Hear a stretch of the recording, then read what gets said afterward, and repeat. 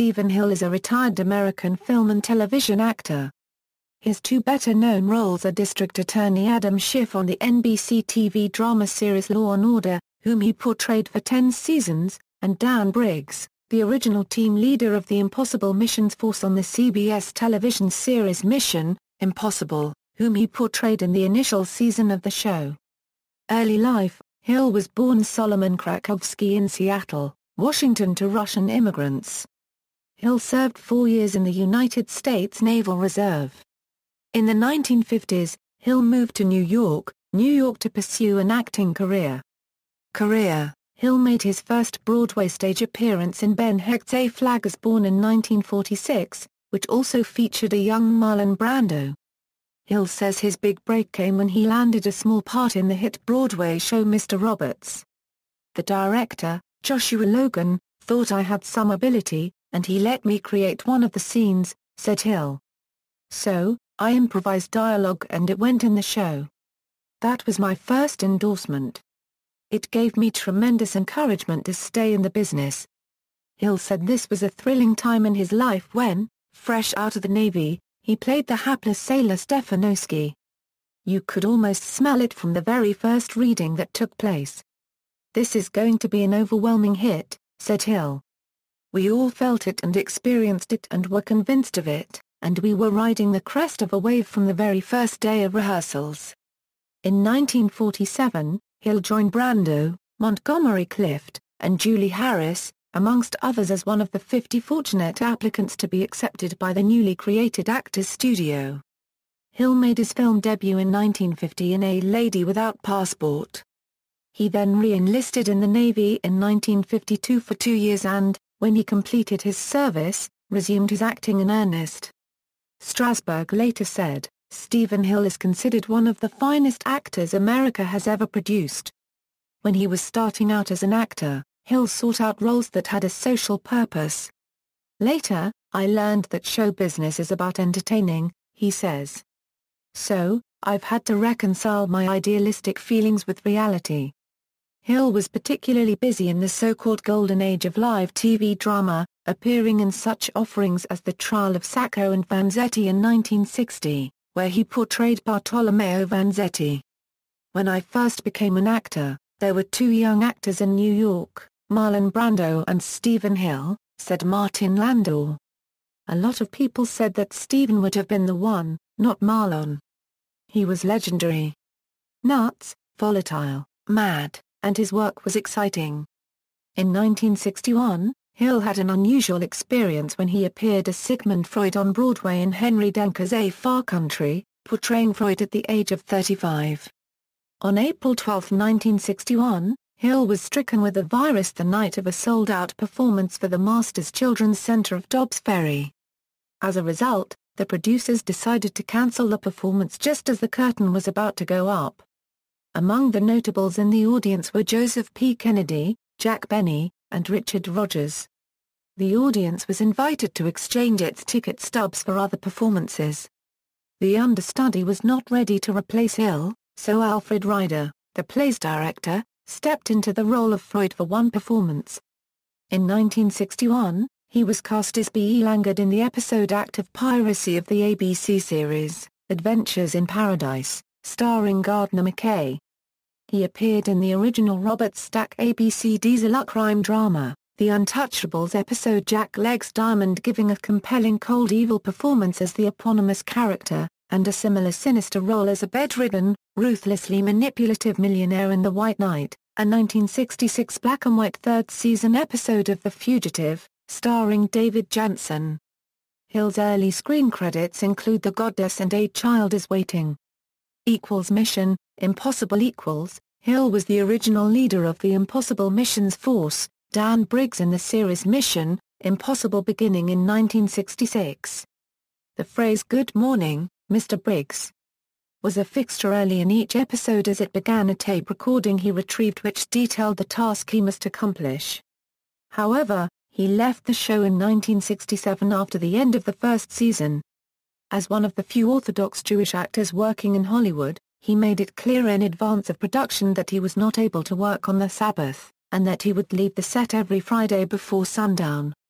However, despite Hill's advance warnings, the show's producers were unprepared for his rigid adherence to the Sabbath, and on at least one occasion Hill left the set while an episode was still in the midst of filming. The producers used a number of ways of reducing the role of Hill's character Dan Briggs, whereby his character would only obtain and hand out the mission details at the start of certain episodes, being unable to take further part as he was known to people they would encounter, or Briggs would need to don a disguise and another actor would then play his role incognito until the conclusion of the mission, when Briggs peeled off a face mask. On other occasions Briggs would be waiting to pick up the team at the end. Usually Martin Landau's character would take over as the team leader for missions in Briggs' absence, Landau being initially a special guest star for the first season, not even included in the show's original opening credits. According to Diesel executive Herb Solow, once William Shatner burst into his office, claiming Steve asked me how many Jews worked on Star Trek. He was recruiting a prayer group of 10 guys to worship together on top of the studio's highest building and only had 6 Jews so far from mission. He asked if I would come and bring Nimoy and Dressman and you. Hill was briefly suspended from the show near the end of the season, during the production of episode number 23. The suspension was imposed after he refused to climb the rafters via a soundstage staircase as was called for in the script. This incident was ostensibly unrelated to any religious observances of Hill's. Consequently, Hill was written out of that episode, and when he returned to Mission Impossible for the 5 remaining episodes of the season, his role was severely reduced. Hill was not asked to return for season 2, and was replaced as the show's star by Peter Graves. No on-screen explanation was ever given regarding Dan Briggs' later absence from the series. Hiatus and return to acting. After appearing in Mission Impossible, Hill did no acting work for the following 10 years. Hill had what he calls tremendous periods of unemployment in his career. "What we have here is a story of profound instability and impermanence," he said of his own career. "This is what you learn at the beginning in show business. Then it gets planted in you forever." Hill left acting in 1967 and moved to a Jewish community in Rockland County, New York, where he worked in writing and real estate. Patrick J. White, in the complete Mission Impossible dossier, quoted Hill as having said later, "I don't think an actor should act every single day. I don't think it's good for the so-called creative process. You must have periods when you leave the land fallow, let it revitalize itself." After 10 years, he was ready to begin acting again. "They say you can't quit show business," he said in 1977. "It took 10 years, but I couldn't get it out of my system. So I called an agent and put him to work." Hill returned to work in the 1980s and 1990s, playing parental and authority figure roles in such films as Yentl, Garber Talks, Neil Simon's Brighton Beach Memoirs, Heartburn, Running on Empty, Billy Bathgate and The Firm.